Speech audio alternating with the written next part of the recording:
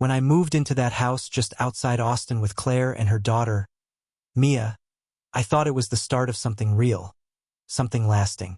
I had spent most of my life working, saving, building stability, and this felt like a chance to finally share it with someone who valued the same things. My son, Noah, came with me, bringing along his quiet humor and old guitar. Claire arrived with boxes of books, a dozen scented candles, and a teenage daughter who barely made eye contact. It wasn't the perfect blend of lives, but I believed we could become a family, not by blood, but by choice. The house was old, a little worn, sitting at the edge of a field where the sun hit just right at dusk. It smelled like cedar and dust when we first opened the door. I told Claire we'd make it our own, repaint the walls, change the light fixtures, build a backyard that felt alive. She smiled, said she trusted my vision. I took that as hope. The first few weeks were chaos. Moving boxes stacked in every corner, missing screws, misplaced memories. I worked late every night after my job, fixing small things, touching up chipped paint, installing shelves. I spent entire weekends sanding the deck and planting new grass. I built a fire pit from scratch and hung 2 hammocks under the oak trees that framed the yard. When the lights came on at night, the whole place glowed like something from a small-town movie, the kind where people actually get second chances. In those early evenings, we'd sit around the fire. Claire would drink wine, Noah would tell small jokes that made her laugh, and even Mia, in those brief, fragile moments, would look up from her phone. We roasted marshmallows, talked about school, plans, small dreams. Sometimes she'd even smile, and for a second, I'd let myself believe I was doing something right. I wanted to be that man, the one who built warmth where there had been none, who created safety for others even when he never had it himself. Because the truth was, I grew up in a house where silence was louder than any argument. My parents fought about everything, bills, meals, whose turn it was to apologize. I learned early that love didn't mean peace. So when I met Claire, with her calm voice and steady hands, I thought I'd finally found balance. I didn't care that Mia wasn't mine. I thought love, patience, and consistency could build something stronger than blood. But from the start, something was off. Mia's eyes carried a kind of distance that no amount of kindness could close. She'd say thank you through clenched teeth, if she said it at all. Around others, she played the polite daughter, but when it was just us, the wall came up. I thought she just needed time. A girl caught between 2 families trying to find her place. I told myself not to take it personally. So I doubled down. I signed her up for new art classes. Paid for dance lessons she said she wanted but later ignored. I bought her a new laptop when she broke the old one, no questions asked. Every gesture, every expense felt like another brick in the foundation I was building. One I thought we'd all stand on together. But gratitude never came. The more I gave, the colder it got. Sometimes I'd find her whispering on the phone, her tone sharp, mocking. Once, I walked into the living room and heard her tell a friend, "He's trying too hard." She didn't see me. I froze, pretending to look for something on the counter, and she walked past without acknowledging I existed. That night, while washing dishes, I caught Claire's reflection in the window and quietly asked if everything was okay between Mia and me. She sighed and said, "She just needs time. Don't push her." So I didn't. I waited. Weeks passed, then months. The more patient I became, the more invisible I felt. Noah noticed before I did. He started spending more time in his room, avoiding the living room where Mia liked to dominate the space. I caught him once sitting outside on the steps instead of watching TV. When I asked why, he just shrugged and said, "It doesn't feel like our place anymore." He was only 15, but he saw the truth before I was ready to. The dinners became quiet.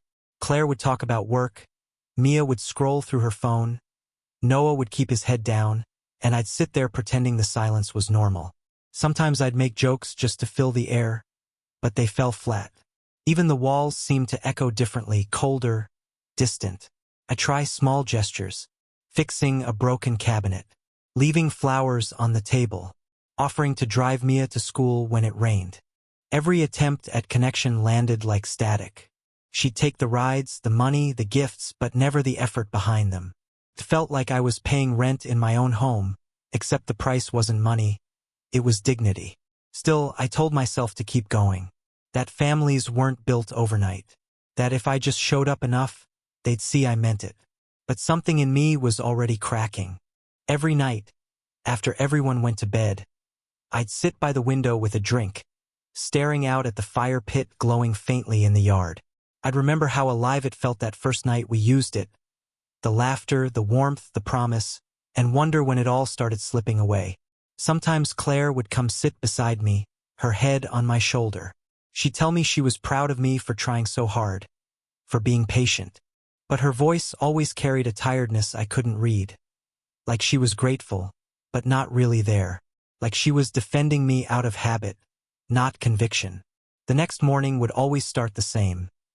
Mia leaving for school without a word. Noah quietly packing his bag. Claire rushing to get ready. I'd clean up the table, check my emails, head to work, and convince myself it would get better once things settled. But deep down, I already knew the house wasn't mine. The warmth I built belonged to no one. Still, I kept building, because that's who I was. A builder of things that others eventually walked away from. And even though I couldn't admit it yet, I was already beginning to feel like a tenant in the home I created, paying for peace I no longer felt, trying to earn belonging in a place that would never call me its own. At night, when the house was silent again, I'd walk through the empty rooms I'd painted with my own hands. Navy in the living room, sage green in the kitchen. I'd run my fingers over the new cabinets, the counters I installed, and feel an ache I couldn't name. Maybe it was pride. Maybe it was regret. Maybe both.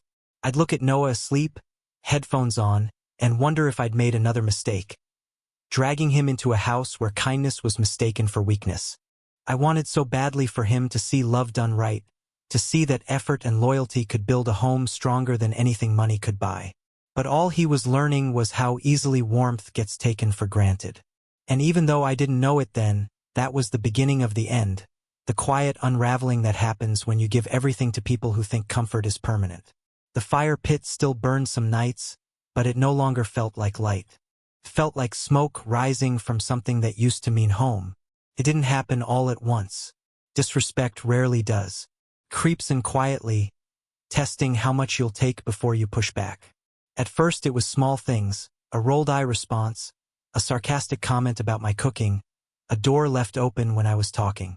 I told myself it was just teenage attitude, the kind every parent deals with. I kept giving Mia the benefit of the doubt, convincing myself that patience would teach her by example. But the line between tolerance and denial is thin, and I crossed it without noticing. The shift became obvious one Saturday afternoon. I was fixing the loose railing on the back deck when I heard laughter through Mia's open window. She was talking to her friends on speaker. One of them asked something about the guy who pays for everything, and Mia answered, "Oh, you mean the guy who buys affection?" The words landed like nails driven straight into the wood I was tightening. I froze, listening as they laughed. When I stepped away from the deck, I caught my reflection in the window. A man with dust on his shirt and a hammer in his hand, working for people who mocked him behind thin glass. I didn't say anything that day. I just finished the railing, cleaned up the tools, and went inside to make dinner like nothing happened. At dinner, she sat across from me scrolling through her phone. Claire poured wine, asked how everyone's day had been. Mia shrugged, muttered something about boring. I wanted to mention what I heard, but Claire's tired expression stopped me. She was worn down, balancing between us, too afraid to choose sides. I stayed silent. I always did. Weeks passed and the jokes got bolder. Around her friends, Mia treated me like background noise, a wallet with a pulse. Once, she left her laptop open on the counter, messages flashing on the screen. I wasn't snooping, I was grabbing coffee, but I couldn't unsee it. "He's harmless. He'll pay for anything if you smile once." Another message followed. "Men like that rent women like mom." Her friend sent back a string of laughing emojis. I remember my chest tightening as I stared at those words. Men like that. That was me. The man who rebuilt their house, who worked late to pay tuition, who bought groceries, insurance, new phones, the one who drove them everywhere. and still, to them, I was a joke. When Claire walked into the kitchen, I closed the laptop gently and just said I was heading out for a drive. She didn't ask why. The drive lasted 3 hours. I didn't go anywhere special, just looped the outskirts of Austin, headlights tracing empty roads. I thought about every choice that led me there. Every yes I'd given when I should have said no. Every compromise I'd made for the illusion of harmony. When I got home, the house was dark. I stood in the hallway and listened. The faint hum of the fridge, Noah's light snoring from his room, Mia's laughter from behind her door. She was still on the phone. I caught the end of a sentence. He's probably counting receipts again. I turned around and walked straight to the backyard. The fire pit was cold, the chairs covered in dew. I sat there for a long time, staring at the ashes. By morning, I told myself I'd talk to Claire. Not to argue, just to be honest. But when I tried, she brushed it off. She's just a kid, Mark. She doesn't mean it. That sentence broke something small but vital in me, the belief that someone saw the effort. I realized Claire heard those comments too and decided silence was easier than confrontation. Maybe she thought she was keeping peace. But peace built on silence isn't peace. It's surrender. From then on, I stopped expecting her to defend me. The tension turned the air thick. Noah began spending weekends at my sister's. He said it was for quiet. But I knew the real reason. He couldn't stand watching me fade. Every time I tried to sit at the table, Mia would slide her chair slightly away, as if my presence contaminated the air. If I asked her to pass something, she'd act like she didn't hear. Claire started avoiding dinners too, saying she had work emails. It was easier for her to vanish than to sit in that silent hostility. I started talking less. My evenings became mechanical. Wash the dishes, wipe the counters, step outside for air, stare at the stars. Sometimes I'd hear laughter from Mia's room, loud and carefree, like she lived in a different world altogether, a world where I didn't exist. The final push came one night in early autumn. The air was cool, and I was in the garage sorting through boxes of old tools. Through the open window, I heard music and voices. Mia had friends over again. Then her words cut through the noise like a blade. Men like him only rent women like Mom. The laughter that followed felt endless. I froze, hands trembling. I wanted to burst in, say something, anything. But what would that change? Claire was there, standing in the doorway of Mia's room, eyes cast down, pretending to tidy a shelf. She heard it all. She said nothing. That silence told me everything I needed to know. In that moment, I understood I was done being the joke that financed their comfort. I wasn't angry. I was finished. I walked to my office, sat down at my laptop, and began the quiet work of ending things. No shouting, no scenes, just a series of clicks, closing tuition accounts, canceling credit cards, pausing insurance payments, ending subscriptions. Each click was a piece of my life detaching from theirs. I listed the furniture online. The couch, the dining table, the shelves, all the things I bought to make this house feel alive. By midnight, I had a buyer lined up for almost everything. The room echoed with emptiness, and for the first time in months, that emptiness felt clean. When I finally stood, the only light came from the laptop screen. I looked around the house, the freshly painted walls, the framed photos that no longer felt real. I thought about the man I used to be, the one who believed that love could be bought through effort, through consistency, through paying the bills and hoping someone noticed. That man was gone. In his place was someone quieter, steadier, painfully awake.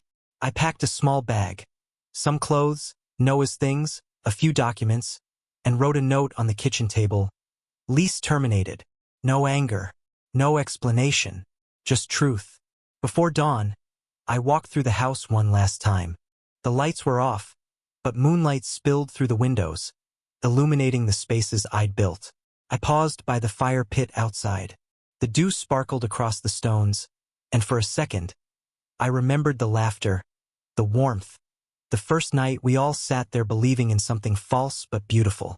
When the sky began to lighten, I started the car. I didn't look back at the house. I didn't need to. Everything that mattered was already gone from inside it. Noah stirred in the passenger seat, half asleep. "Where are we going, Dad?"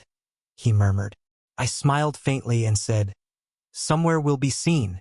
As the road opened before us, I felt the strange calm that comes after a storm, the kind where you finally stop trying to fix what was never yours to mend. Behind us, the house would soon wake to its new silence. The walls, the empty rooms, the extinguished fire pit, they would all speak louder than I ever could. I wasn't leaving in anger. I was reclaiming peace. And for the first time in a long time, peace didn't feel like a dream. Felt like a destination. By morning, the house looked like a half-erased memory. The furniture was gone, the shelves bare, and the living room that once held warmth now echoed with the kind of quiet that unnerves even those who caused it. When I went back inside after loading the car, the sunlight was coming through the blinds in thin, cold stripes. It illuminated the note I'd left on the table. Lease terminated. Simple. Final. Mia stood in the doorway, her eyes wide, still wearing the same hoodie from the night before. She looked at the empty walls, then at me, confusion cutting through her usual arrogance. For a moment, she didn't say anything. Maybe she couldn't. I didn't gloat, didn't smirk, didn't give her the satisfaction of a speech. I just picked up the last box, nodded once, and walked past her. Claire appeared at the top of the stairs, barefoot, her hair messy, her face pale. She must have realized what I'd done only when she came downstairs. "Please," she said quietly. But there was no command behind it, no fire, just fatigue. I paused long enough to meet her eyes. She started crying before I even spoke. I didn't raise my voice. I didn't need to. "I'm not punishing anyone," I said calmly. "I'm just done paying for disrespect." Then I left. I didn't slam the door. I didn't look back. There was no dramatic goodbye, no tears from my side. I had given too many already in invisible ways. Every time I was ignored, every time my effort was taken for granted. The last sound I heard as I walked out was the faint rattle of the blinds swaying behind me. Like the house itself exhaled relief that the truth was finally spoken. Noah and I drove south toward San Antonio. We didn't talk much, and I didn't try to fill the silence. He kept his headphones on, staring out the window at the highway stretching endlessly ahead. That silence wasn't awkward, it was honest. It was the kind of quiet you get after finally cutting a wire that's been humming painfully for too long. By the time we reached the city, the sun was high, and I felt lighter, though exhaustion hung over me like smoke. We found a small apartment near the Riverwalk. Nothing fancy, but clean, simple, and peaceful. 2 bedrooms, small kitchen, decent light. The kind of place where you could breathe again. We unpacked what little we had left, ordered takeout, and ate on the floor that first night. I remember Noah smiling, genuinely smiling, for the first time in months. He said, "Feels different here." It did.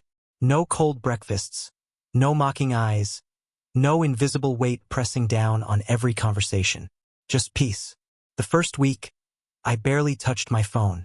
Calls came in, Claire's number flashing over and over. Then texts, "Please call me. You can't just vanish. Let's talk." I ignored them all. The following week, the tone shifted: anger, blame, guilt, then silence. And in that silence, something inside me began to settle. I started waking up before sunrise again, something I hadn't done in years. I'd brew coffee, sit by the window, and watch the city wake up. People walking dogs, buses passing, streetlights blinking off. Felt like rediscovering the world after years of noise. Noah adjusted quickly. He joined a local basketball team, made friends, started spending his evenings out practicing or studying. His laughter filled the apartment. Sometimes he'd play guitar on the balcony while I cooked. Small moments, but they felt enormous to me. Reminders that peace doesn't have to be loud to be meaningful. About a month after we moved, an envelope arrived in the mail. No return address. Inside was a note. Just one line in Claire's handwriting. "You were right. Without you, the walls are empty." I read it once, folded it, and placed it in the drawer of my nightstand. I didn't respond. Not because I hated her. I didn't. I had no hate left, only clarity. Love without respect corrodes from the inside out, and when it's gone, all that's left is dependency disguised as affection. Sometimes I thought about Mia, about how her words echoed longer than she ever intended. I wondered if she felt the loss in any real way or if she just missed the convenience of what I provided. I didn't wish her harm. I just hoped life would eventually show her the value of what she mocked. The world has a way of humbling even the most self-assured. I began rebuilding my own routines. Work during the day, walks in the evening. I cooked again, not out of obligation but pleasure. The smell of roasted coffee, the sound of Noah's music, the absence of tension. These were small luxuries I hadn't realized I missed. The peace felt foreign at first, almost suspicious. I kept waiting for an argument that never came, for a door to slam that stayed still. The hardest part wasn't leaving, it was unlearning the habit of explaining myself. I'd spent years trying to justify every decision, every expense, every boundary. Now, when something didn't feel right, I simply said no. I stopped being the man who bought peace with patience. I started being the man who earned it through distance. Some nights, though, the memories returned. The sound of laughter around the fire pit, Claire's soft voice in the early days, Noah's innocence before it all turned sour. Nostalgia has a cruel way of rewriting pain into tenderness. I'd remind myself that the peace I had now wasn't found. It was reclaimed. Eventually, the silence from Claire and Mia became permanent. No more messages. No more apologies disguised as explanations. The house I'd built was probably filled with strangers by then. Maybe another family repainting the same walls, unaware of what had been there before. That's the thing about homes. They keep standing even when love doesn't. I sometimes drove by Austin for work. A few times, I thought about taking a small detour down that old road, just to see the house again. But I never did. I didn't need to see the physical place to remember what it taught me. You can rebuild walls, repaint rooms, replace furniture, but you can't buy respect and you can't rent peace. Life became quieter, simpler. I started writing again, something I'd stopped years ago. Journals, notes, reflections. Small reminders of who I was before I lost myself in someone else's comfort. One evening, I wrote a line that stayed with me. Some departures aren't escapes, they're returns. And that's what this was. Not an escape from responsibility or love, but a return to dignity. A man can only give endlessly when there's a place for his effort to land. Otherwise, it's like shouting into a well, waiting for an echo that never comes. Months later, I walked by a furniture store and saw the same model of couch I once bought for that house. For a moment, it brought back the image of Claire sitting there, laughing, her hand resting on my knee, the way she did before the silence settled in. It hurt for a heartbeat. Then it passed. Because that was another life, another version of me. One who thought giving endlessly was the same as being loved. It wasn't.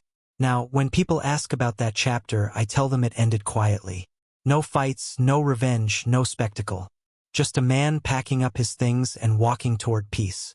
Sometimes the strongest act isn't confrontation. It's silence. Not the kind that hides pain, but the kind that protects your worth. That's what I learned in that empty house. And in this small apartment, with its mismatched chairs and plain curtains, I finally found something priceless. Not comfort, not luxury, but balance. And when I look at Noah, growing more sure of himself, I know I didn't just leave a place. I left a lesson, that love built on self-respect doesn't collapse when others stop clapping. It stands quietly, like the morning sun over an empty road, unbothered by who's watching. Weeks turned into months, and the silence that once felt foreign slowly became my companion. It's strange how peace doesn't rush in after chaos. It tiptoes, testing if it's really welcome. At first, I mistook the stillness for loneliness. Then, one morning, I realized I hadn't checked my phone in 3 days, and for the first time in years, I felt no pull, no need for apology or defense. Just quiet certainty that I didn't owe explanations anymore. Life began to find rhythm again. I woke up before sunrise, brewed coffee, and watched light spill through the blinds of our small San Antonio apartment. I liked that apartment, it was honest. Every inch of it was earned, not gifted. The air smelled of ground coffee and detergent, not resentment. Noah would shuffle into the kitchen half asleep, mumbling something about school, and I'd hand him a sandwich wrapped in foil. We didn't talk much, but our silence was comfortable now. It wasn't avoidance, it was understanding. Work became simpler too. I no longer pushed for promotions or overtime to fund someone else's comfort. I took smaller projects, ones that left me time to breathe. On weekends, Noah and I fixed things. Shelves, bikes, sometimes just broken stuff we found at yard sales. It became our ritual, a quiet rebuilding not just of objects, but of ourselves. There was peace in tightening bolts, sanding wood, painting new surfaces. Creation had always been my language. Now, for once, I was speaking it for myself. Around that time, word reached me through a mutual friend. Mia had started working at a cafe downtown. The same girl who once mocked me for buying affection was now earning her own paycheck, standing on her feet for 8 hours a day. I didn't smile out of spite. I smiled because life had begged asterisk and its quiet correction. Claire had taken a second job too. Apparently, she'd sold her jewelry and started paying off bills I used to cover. Responsibility has a way of humbling even the proud. They were finally meeting reality without the cushion I built for them. I didn't feel triumph. I felt distance, the kind that comes when you finally stop expecting closure. Love doesn't end in fireworks. It dissolves quietly, like smoke from a candle after the flame has done its job. I realized I didn't hate them anymore. In fact, I hoped they were okay. But hoping for their well-being wasn't the same as wanting them back.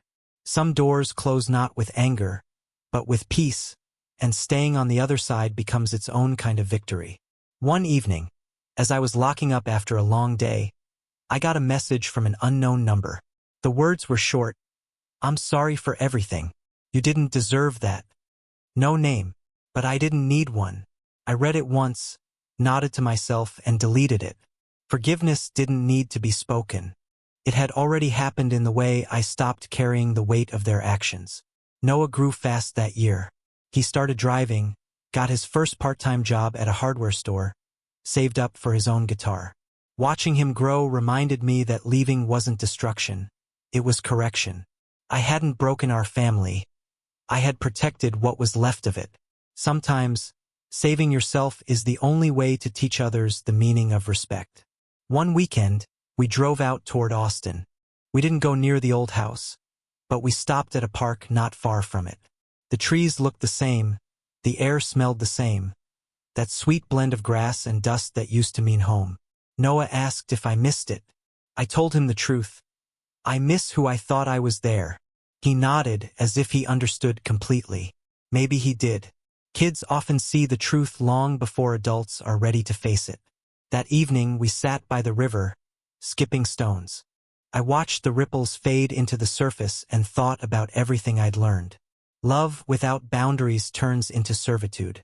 Patience without reciprocation turns into self-erasure. You can't keep teaching people how to treat you while paying for the lesson. I had learned it the hardest way, by losing a house that never truly belonged to me, a family that existed only in my imagination. Weeks later, something unexpected happened. I saw Mia. It was late afternoon. I was grabbing coffee near my office when she walked in wearing that same green jacket she loved. She didn't notice me at first. She was tired, eyes heavier, movements slower but different. There was humility there, maybe even regret. When our eyes met, she froze for a second. Then she managed a small nod, and I returned it. No words, just mutual recognition that the story had shifted. She was living in the consequences she once laughed at. And me, I was finally living free of them. After she left, I sat there a long time staring at the cup in my hand, realizing that closure isn't a conversation. It's a feeling. It's the calm that arrives when you no longer need someone else to understand your pain. You just understand it yourself and move on. That night, back home, Noah asked why I seemed thoughtful. I told him I ran into Mia. He didn't ask what she said. He just smiled faintly and said, "Guess everyone grows up eventually." He was right. Some through lessons, others through loss. As winter rolled in, I began writing again, Not about pain, but about balance. The strange equilibrium between giving and preserving yourself. I wrote in the mornings before work, by the window, with the faint hum of traffic outside. Words became my therapy, my proof that I had survived without bitterness. I titled one entry "The Cost of Warmth." In it, I wrote, "When you give everything to people who see you as replaceable, you teach them nothing. When you stop, you teach them everything." I think that line summed up everything I'd lived through. Because kindness without self-respect isn't kindness. It's currency. And the moment you stop paying, the truth of people's hearts surfaces. Mine did too. Beneath the exhaustion and disappointment, I found resilience. Quiet, unshakable, almost tender. Claire reached out once more months later. A long email, paragraphs of apologies, explanations, nostalgia. She said she finally understood what I meant about respect, that she wished she'd spoken up sooner. She said Mia had changed, that the house didn't feel like home anymore. I read every word carefully, then closed the laptop. I didn't reply, not out of cruelty but clarity. Some lessons aren't meant to be revisited. They're meant to stay finished.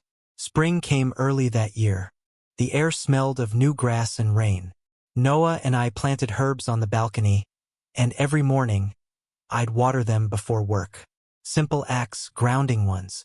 One day, while trimming the basil, I realized I hadn't thought about the old house in weeks. The memories had finally settled into the past, where they belonged. Sometimes, late at night, I'd sit outside with a cup of coffee and watch the city lights flicker. I'd think about the man who once tried to buy belonging, who mistook endless giving for love. I'd think about how easily people laugh at kindness until they have to live without it. And I'd feel no anger, only gratitude for having learned the difference between being needed and being valued. That's the clarity I found. Love isn't proven by sacrifice. It's sustained by mutual respect. And peace isn't something you find in others.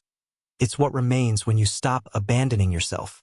Now, when I look back on that house, I don't see failure. I see a teacher. Every room, every argument, every quiet morning was a lesson. I learned that boundaries aren't walls. They're doors that you choose who to let through.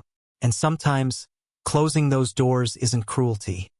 It's survival. I don't regret leaving. I only regret waiting so long to realize that kindness, when taken for granted, becomes servitude. You can repaint walls and replace furniture, but once respect leaves a house, no amount of warmth can bring it back. Today, our apartment feels full, not of things, but of peace. Noah laughs freely. I sleep deeply. And every now and then, when I drive past a row of houses with glowing windows, I think of that old fire pit in the yard outside Austin. I hope someone else sits there now, maybe understanding what I once didn't. That love isn't a lease you keep renewing. It's a space you protect, a balance you fight for. And if they don't understand that yet, life will teach them, the same way it taught me. Quietly, completely, and without refund.